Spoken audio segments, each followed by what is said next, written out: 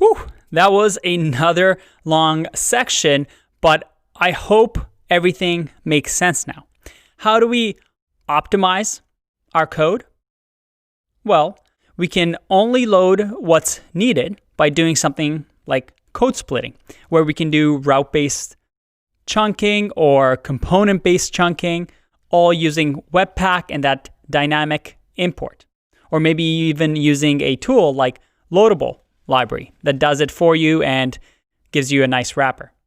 We also have this idea of tree shaking, which we didn't talk about it too much because it's kind of done behind the scenes for you by Webpack, which again is really nice.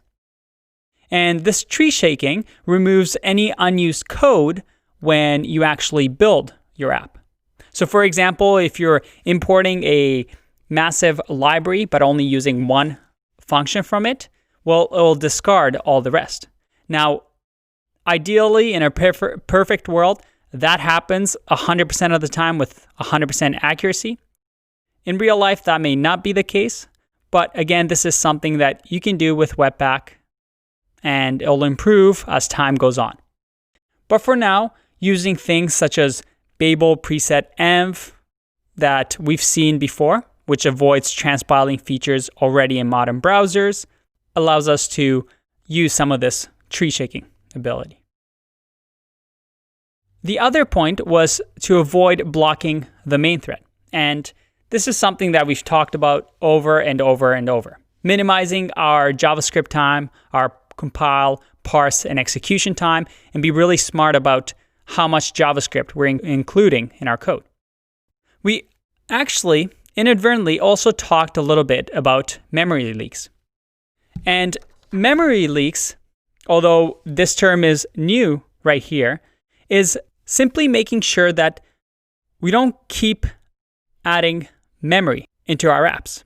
So for example, if we have a ton of event listeners on a page, and we change that page to another route, let's say we go to the About page, but we haven't removed those event listeners, now our browsers remember more and more things. So you can have something called memory leaks, where as we're working on our app, the things that the browser has to remember, such as variables, increases more and more until it reaches the limit and it can crash. Another thing that can be avoided by minimizing our JavaScript. And then finally, we want to avoid multiple re-rendering, something that we really talked about with React, and minimizing the number of DOM manipulations that we have to do, the amount of work that our code needs to do on the browser. All right, optimizing code is something that can just keep going and going. There's so many things you can do, but you really want to pick your battles. But I hope you got a good overview of what we can do and what the fundamental principles are for this section. In the next part, we're going to finally get to progressive web apps. I'll see you in that one. Bye-bye.